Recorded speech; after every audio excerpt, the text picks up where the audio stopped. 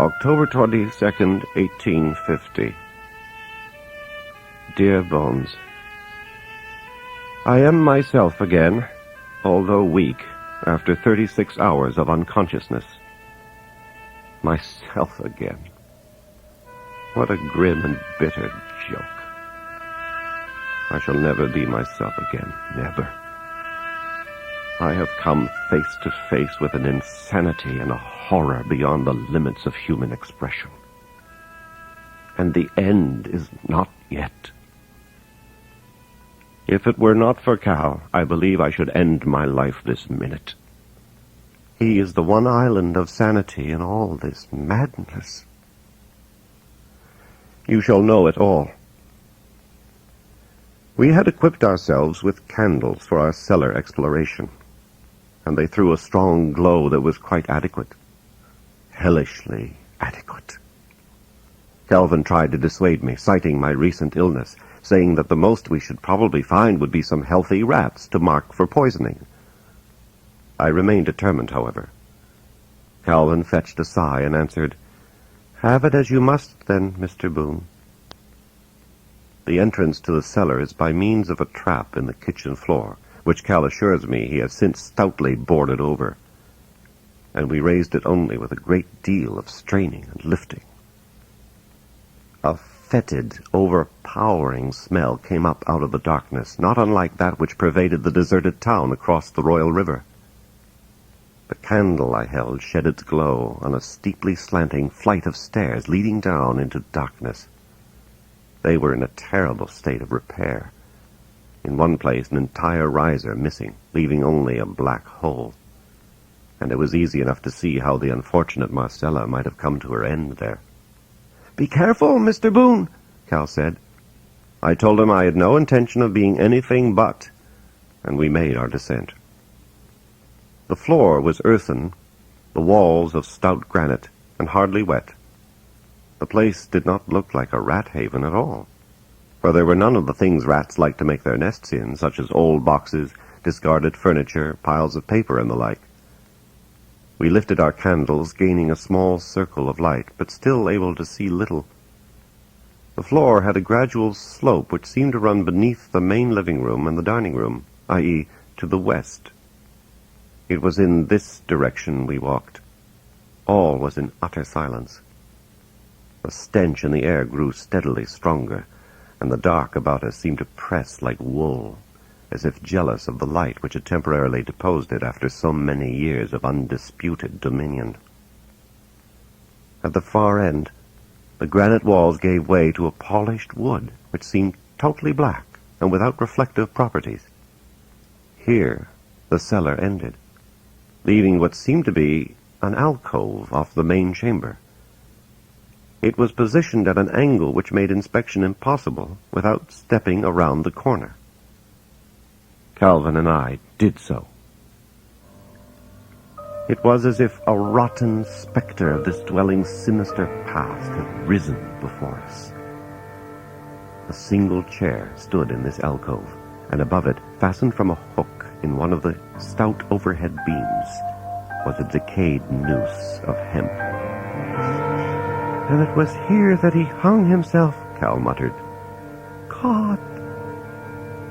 "Yes, with the corpse of his daughter lying at the foot of the stairs behind him." Cal began to speak. Then I saw his eyes jerk to a spot behind me. Then his words became a scream. How, Bones, can I describe the sight which fell upon our eyes? How can I tell you of the hideous tenants within our walls? The far wall swung back, and from that darkness a face leered, a face with eyes as ebon as the Styx itself. Its mouth yawned in a toothless, agonized grin. One yellow, rotted hand stretched itself out to us. It made a hideous mewling sound and took a shambling step forward. The light from my candle fell upon it, and I saw the livid rope burn about its neck. And from beyond it, something else moved, something I shall dream of until the day when all dreams cease. A girl with a pallid mouldering face and a corpse grin. A girl whose head lolled at a lunatic angle. They wanted us. I know it. And I know they would have drawn us into the darkness and made us their own, had I not thrown my candle directly at the thing in the partition and followed it with the chair beneath the noose. After that, all is confused darkness. My mind has drawn the curtain. I awoke, as I have said, in my room, with Cal at my side. If I could leave, I should fly from this house of horror with my nightdress flapping at my heels. But I cannot. I have become a pawn in a deeper, darker drama. Do not ask how I know. I only do. Mrs. Cloris was right when she spoke of blood calling to blood, and how horribly right when she spoke of those who watch and those who guard. I fear that I have wakened a force which has slept in the tenebrous village of Salem's Lot for half a century. A force which has slain my ancestors and taken them in unholy bondage as Nosferatu, the undead. But I have greater fears than these, Bones, but I still see only in part. If I knew, if I only knew all. Charles. Postscriptum. And of course I write this only for myself. We are isolated from preachers' corners. I daren't carry my taint there to post this, and Calvin will not leave me. Perhaps, if God is good, this will reach you in some manner. From the Pocket Journal of Calvin McCann. October 23rd, 1850. He is stronger today. We talked briefly of the apparitions in the cellar, agreed they were neither hallucinations or of an ectoplasmic origin, but real. Does Mr. Boone suspect, as I do, that they have gone? Perhaps. The noises are still, yet all is ominous, yet o'ercast with a dark pall. It seems we wait in the deceptive eye of the storm. Have found a packet of papers in an upstairs bedroom lying in the bottom drawer of an old roll-top desk. Some correspondence and receipted bills lead me to believe the room was Robert Boone's.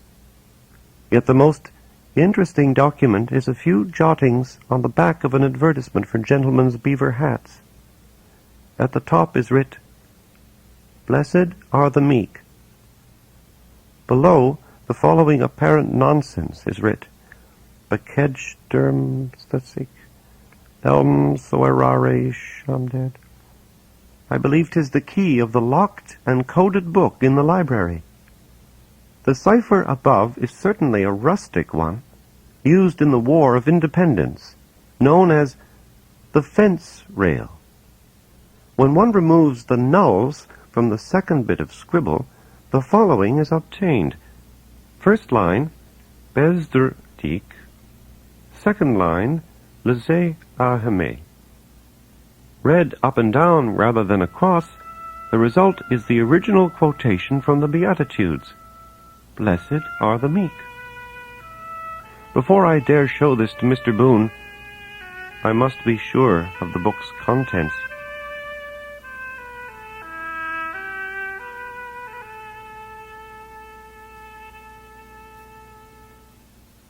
October 24th, 1850. Dear Bones, an amazing occurrence. Cal, always closed-mouthed until absolutely sure of himself, a rare and admirable human trait, has found the diary of my grandfather Robert. The document was in a code which Cal himself has broken. He modestly declares that the discovery was an accident, but I suspect that perseverance and hard work had rather more to do with it. At any rate, what a somber light it sheds on our mysteries here. The first entry is dated June 1st, 1789. The last, October 27, 1789, 4 days before the cataclysmic disappearance of which Mrs. Cloris spoke. It tells a tale of deepening obsession, nay, of madness, and makes hideously clear the relationship between great-uncle Philip, the town of Jerusalem's lot, and the book which rests in that desecrated church. The town itself, according to Robert Boone, predates Chapelwaite, built in 1782, and Preacher's Corners, known in those days as Preacher's Rest, and founded in 1741. It was founded by a splinter group of the Puritan faith in 1710, a sect headed by a dour religious fanatic named James Boone.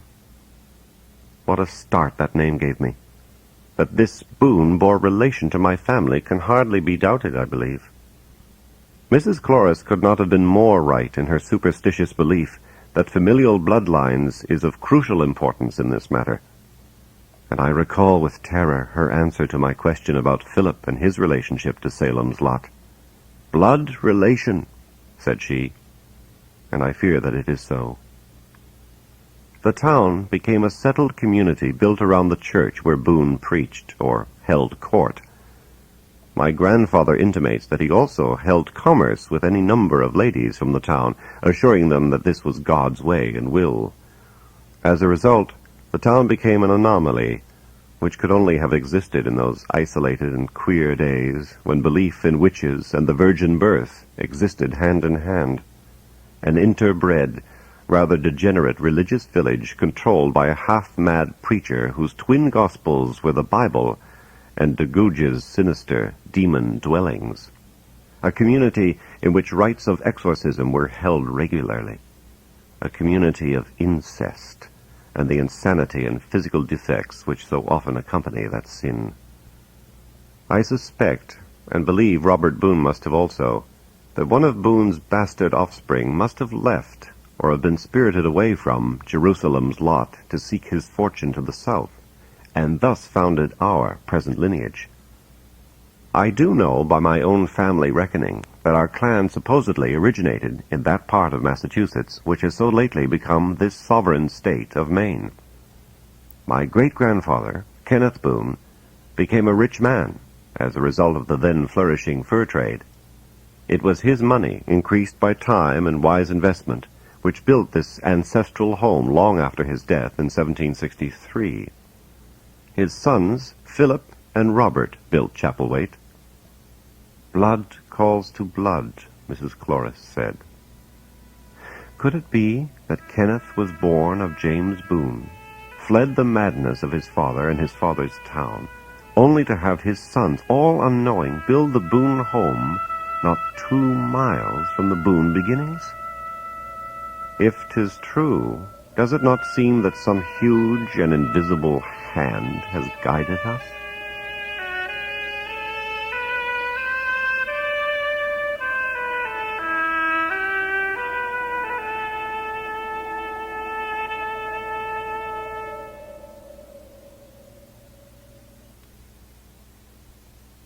According to Robert's diary, James Boone was ancient in 1789, and he must have been. Granting him an age of 25 in the year of the town's founding, he would have been 104, a prodigious age. The following is quoted direct from Robert Boone's diary. August 4th, 1789. Today, for the first time, I met this man with whom my brother has been so unhealthily taken. I must admit this Boone controls a strange magnetism which upset me greatly. He is a veritable ancient, white-bearded, and dresses in a black cassock which struck me as somehow obscene. More disturbing yet was the fact that he was surrounded by women, as a sultan would be surrounded by his harem. And P assures me he is active yet, although at least an octogenarian. The village itself I had visited only once before, and will not visit again. Its streets are silent and filled with the fear the old man inspires from his pulpit. I fear also that like has mated with like, as so many of the faces are similar. It seems that each way I turn I beheld the old man's visage. All are so wan. They seem lackluster, as if sucked dry of all vitality. I beheld eyeless and noseless children, women who wept and gibbered and pointed at the sky for no reason, and garbled talk from the scriptures with talk of demons. P. wished me to stay for services, but the thought of that sinister ancient in the pulpit before an audience of this town's interbred populace repulsed me, and I made an excuse. The entries preceding and following this tell of Philip's growing fascination with James Boone. On September 1st, 1789, Philip was baptized into Boone's church. His brother says, "I am aghast with amaze and horror. My brother has changed before my very eyes. He even seems to grow to resemble the wretched man." First mention of the book occurs on July 23rd. Robert's diary records it only briefly. P. returned from the smaller village tonight with, I thought, a rather wild visage. Would not speak until bedtime, when he said that Boone had inquired after a book titled Mysteries of the Worm. To please P., I promised to write Johnson Goodfellow a letter of inquiry. P. almost fawningly grateful. On August 12th, this notation. Received 2 letters in the post today, one from Johnson Goodfellow in Boston. They have note of the tome in which P. has expressed an interest. Only 5 copies extant in this country. The letter is rather cool. Odd, indeed. Have known Henry Goodfellow for years. August 13th. P., insanely excited by Goodfellow's letter, refuses to say why. He would only say that Boone is exceedingly anxious to obtain a copy. Cannot think why, since by the title it seems only a harmless gardening treatise.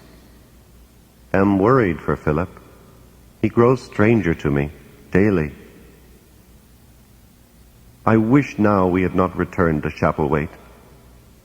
The summer is hot, oppressive, and filled with omens. There are only 2 further mentions of the infamous book in Robert's diary. He seems not to have realized the true importance of it, even at the end. From the entry of September 4th. I have petitioned Goodfellow to act as P.'s agent in the matter of the purchase, although my better judgment cries against it. What use to demur? Has he not his own money? Should I refuse? And in return I have extracted a promise from Philip to recant this noisome baptism. Yet he is so hectic, nearly feverish. I do not trust him. I am hopelessly at sea in this matter. Finally, September 16th. The book arrived today with a note from Goodfellow saying he wishes no more of my trade. P. was excited to an unnatural degree, all but snatched the book from my hands. It is written in bastard Latin and a runic script of which I can read nothing. The thing seemed almost warm to the touch and to vibrate in my hands as if it contained a huge power. I reminded P. of his promise to recant, and he only laughed in an ugly, crazed fashion and waved that book in my face, crying over and over again, "We have it, we have it. The worm, the secret of the worm." He is now fled, I suppose, to his mad benefactor, and I have not seen him more this day. Of the book there is no more, but I have made certain deductions which seem at least probable. First, that this book was, as Mrs. Cloris has said, the subject of the falling out between Robert and Philip. Second, that it is a repository of unholy incantation, possibly of Druidic origin. Many of the Druidic blood rituals were preserved in print by the Roman conquerors of Britain in the name of scholarship, and many of these infernal cookbooks are among the world's forbidden literature. Third, that Boone and Philip intended to use the book for their own ends. Perhaps in some twisted way they intended good, but I do not believe it. I believe they had long before bound themselves over to whatever faceless powers exist beyond the rim of the universe, powers which may exist beyond the very fabric of time. The last entries of Robert Boone's diary lend a dim glow of approbation to these speculations, and I allow them to speak for themselves. October 26, 1789. A terrific babble in preachers' corners today. Frawley, the blacksmith, seized my arm and demanded to know what your brother and that mad Antichrist are into up there. Goody Randall claims there have been signs in the sky of great impending disaster. A cow has been born with 2 heads. As for myself, I know not what impends. Perhaps 'tis my brother's insanity. His hair has gone gray almost overnight. His eyes are great bloodshot circles from which the pleasing light of sanity seems to have departed. He grins and whispers, and for some reason of his own has begun to haunt our cellar when not in Jerusalem's lot. The whippoorwills congregate about the house and upon the grass. Their combined calling from the mist blends with the sea into an unearthly shriek that precludes all thoughts of sleep. October 27, 1789. Followed P. this evening when he departed for Jerusalem's lot, keeping a safe distance to avoid discovery. The cursed whippoorwills flocked through the woods, filling all with a deathly psychopompotic chant.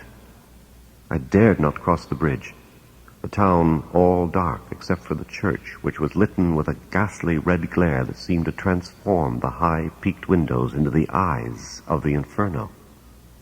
Voices rose and fell in a devil's litany, sometimes laughing, sometimes sobbing. The very ground seemed to swell and groan beneath me, as if it bore an awful weight, and I fled, amazed and full of terror, the hellish screaming cries of the whippoorwills dinning in my ears as I ran through those shadow-riven woods. All tends to the climax, yet unforeseen. I dare not sleep for the dreams that come, yet not remain awake for what lunatic terrors may come. The night is full of awful sounds, and I fear. And yet I feel the urge to go again, to watch, to see. It seems that Philip himself calls me, and the old man. The birds, cursed, cursed, cursed. Here the diary of Robert Boone ends. Yet you must notice, Bones, near the conclusion, that he claims Philip himself seemed to call him. My final conclusion is formed by these lines, by the talk of Mrs. Cloris and the others, but most of all, by those terrifying figures in the cellar, dead, yet alive. Our line is yet an unfortunate one, Bones. There is a curse over us which refuses to be buried. It lives a hideous shadow life in this house and that town, and the culmination of the cycle is drawing close again. I am the last of the Boone blood. I fear that something knows this, and that I am at the nexus of an evil endeavor beyond all sane understanding. The anniversary is All Saints' Eve, 1 week from today. How shall I proceed? If only you were here to counsel me, to help me. If only you were here. I must know all. I must return to the shunned town. May God support me. Charles.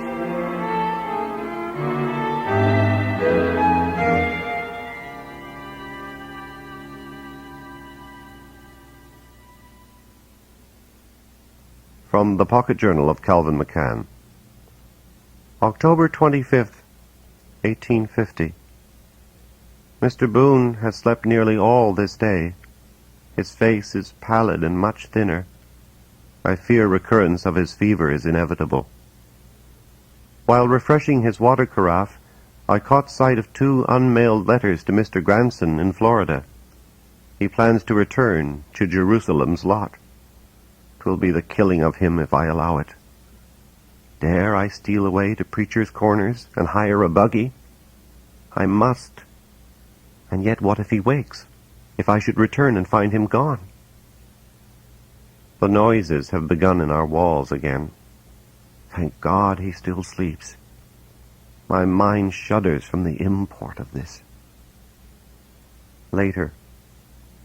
I brought him his dinner on a tray. He plans on rising later, and despite his evasions, I know what he plans.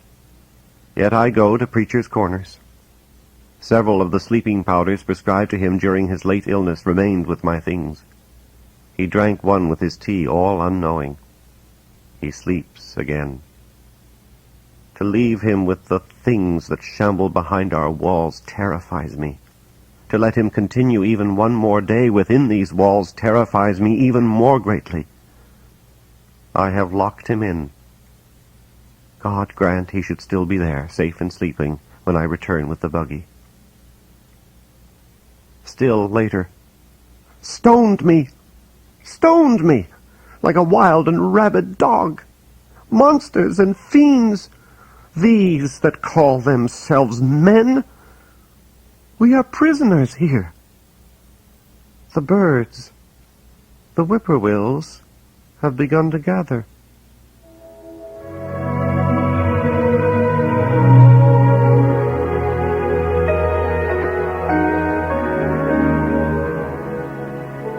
October 26, 1850. Dear Bones, it is nearly dusk, and I have just wakened, having slept nearly the last 24 hours away. Although Cal has said nothing, I suspect he put a sleeping powder in my tea, having gleaned my intentions. He is a good and faithful friend, intending only the best, and I shall say nothing. Yet my mind is set. Tomorrow is the day. I am calm, resolved, but also seem to feel the subtle onset of the fever again. If it is so, it must be tomorrow. Perhaps tonight would be better still.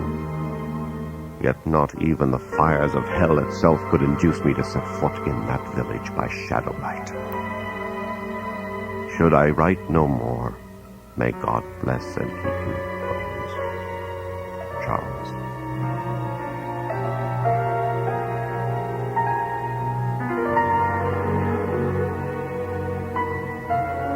Postscriptum. The birds have set up their cry, and the horrible shuffling sounds have begun again. Cal does not think I hear, but I do.